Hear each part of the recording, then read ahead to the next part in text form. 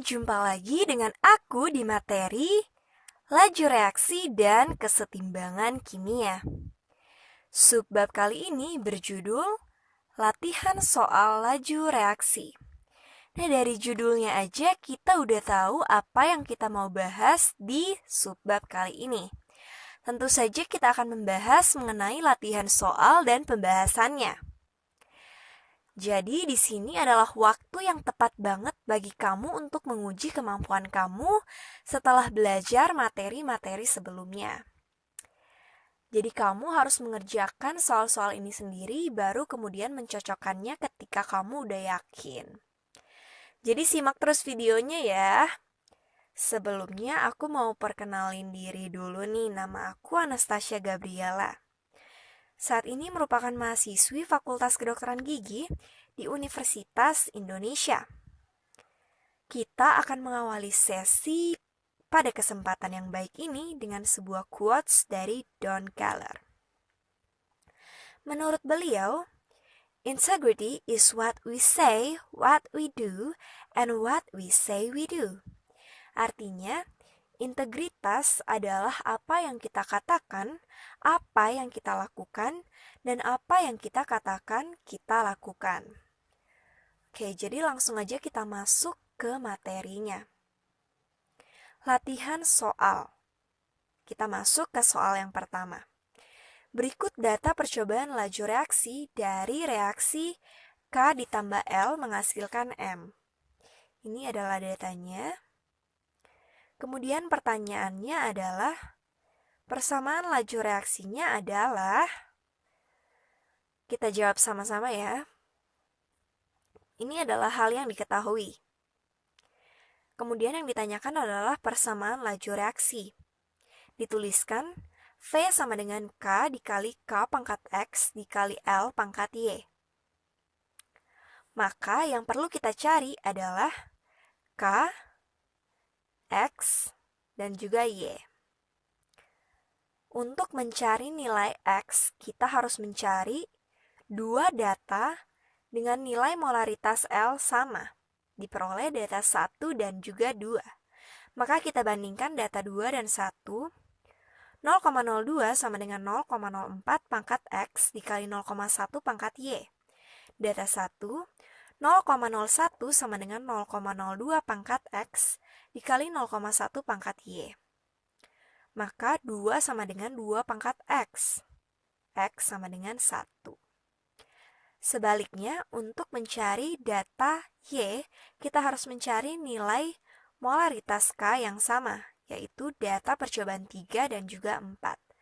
Maka kita bandingkan 0,08 sama dengan 0,08 pangkat X dikali 0,8 pangkat Y. Data 3, 0,04 sama dengan 0,08 pangkat X dikali 0,4 pangkat Y. Ini sama jadi dihilangkan, diperoleh 2 sama dengan 2 pangkat Y. Maka Y sama dengan 1. Yang terakhir adalah konstanta. Sebenarnya konstanta ini bisa dicari pada data percobaan manapun. 1 bisa, 2, 3, ataupun 4 juga bisa. Di sini yang aku ambil adalah data pertama.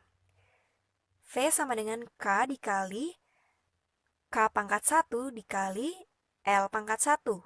0,01 sama dengan K dikali 0,02 dikali 0,01. Maka diperoleh nilai K sama dengan 5. Nah, jika kamu masih kurang yakin dengan jawaban kamu bisa mengujinya dengan data percobaan lain, baik 2, 3, ataupun 4. Oke, jelas ya? Maka udah pasti jawabannya adalah V sama dengan 5 dikali K dikali L. Udah nggak ada pangkat 1 karena pangkat 1 sama aja dengan nggak pakai pangkat ya. Oke, udah jelas mengenai soal yang pertama ini, kita masuk ke soal yang kedua. Perhatikan data hasil percobaan reaksi magnesium dengan larutan HCl sesuai dengan reaksi berikut.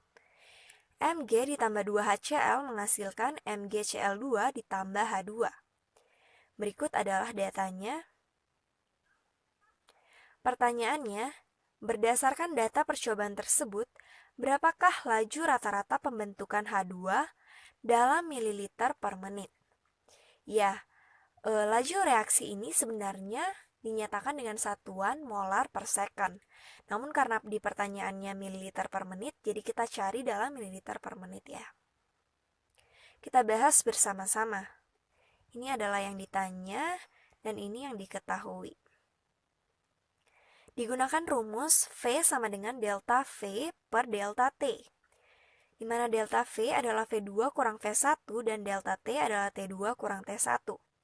Maka kita kurangkan 16 kurang 8 per 4 kurang 2. Diperoleh nilai V 4 ml per menit. Maka laju rata-rata pembentukan H2 dalam mililiter per menit adalah 4.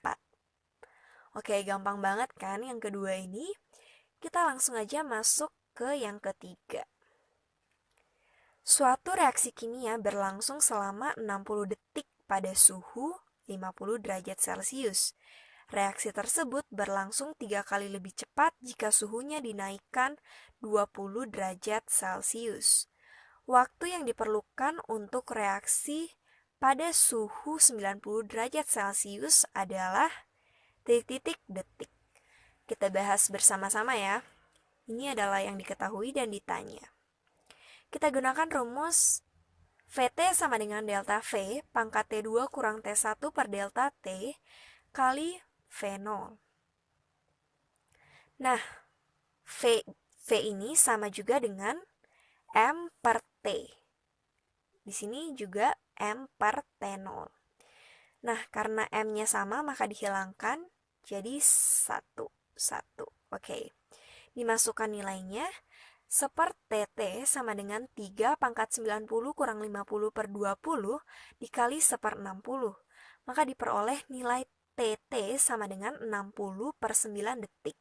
Maka waktu yang diperlukan untuk reaksi ini berlangsung pada suhu 90 derajat Celcius adalah 60 per 9 detik. Oke. Kita masuk ke soal yang keempat. Laju reaksi pada reaksi 4NO2 ditambah O2 menghasilkan 2N2O5 diukur berdasarkan berkurangnya konsentrasi gas oksigen setiap detik. Jika pada suhu tertentu laju reaksinya adalah 0,024 mol per liter detik.